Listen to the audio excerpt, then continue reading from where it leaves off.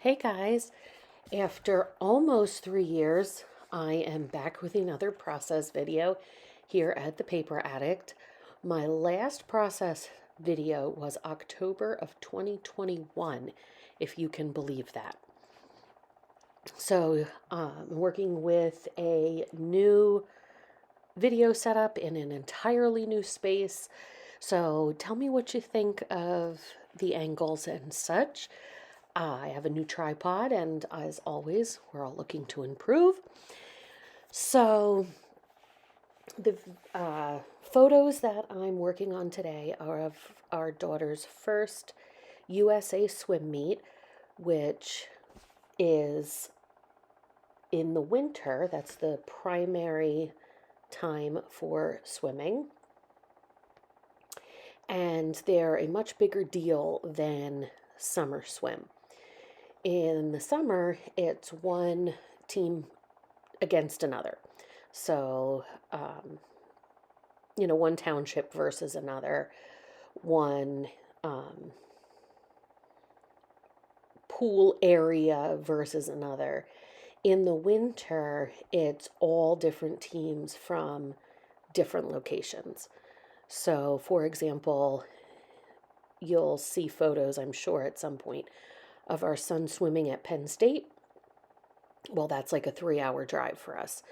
So they're a much bigger deal, and this was the first winter swim meet she ever participated in. Our team colors are navy blue and orange. We are the Tiger Sharks. So that's why I'm using the orange and navy blue paper. I did use corresponding distress ink for the edges of my paper. It was the blue was faded jeans. Yep, that's my go-to for navy blue. There is another one that people say is navy blue. It's called Prize Ribbon, but I find that leans purple. And I used spiced marmalade for the orange. I did ink orange on the navy blue, even though it doesn't show up too much.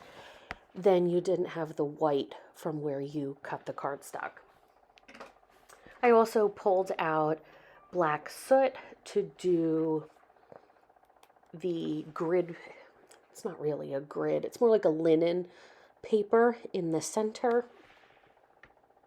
I started off with hickory smoke, and it just wasn't dark enough. It didn't even look like I had done anything. So I switched to the black soot and just used a light hand. I have the ink daubers with the little foam pads that you Velcro on and off each time you change colors. And I was wondering if anybody had ever used I don't even know who makes them. Maybe it's a scrapbook.com thing where they're on a handle and you can like rewash them. Because I was wondering, because then I could have just say 3 of those and wash them after I'm done with a layout versus pulling those pads on and off every time I get ink on my hands, I get ink on my desk. So if you have those, tell me how they work.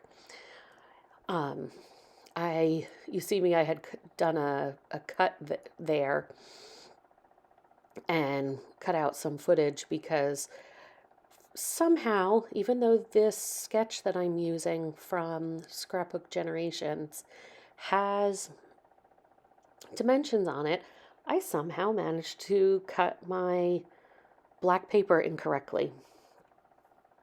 I'll tell you what, this first layout back went exactly how you think it would go for having been away for so long. I cut that incorrectly. Even though this Scrapbook Generations sketch has dimensions on it, you'll see later in the video where I do another like jump cut because I placed the orange and the navy strip down at the wrong dimension and then had to figure out how I was going to fix that. My camera ran out of storage, so I had to spend time deleting things from there, as well as then getting the angles and all reset up to film. It went exactly how you would think it would go your first time back. But the collection that I'm using here is a 2014 collection from Bella Blvd called Lucky Stars. It just was a whole bunch of star paper in various colors. And man, do I wish we could get more kits like that. The embellishments are just words and stars and hearts and circles. So it's much easier to use something like this for a layout. Like I always struggle with swim team layouts because there are only so many colors that match your team colors.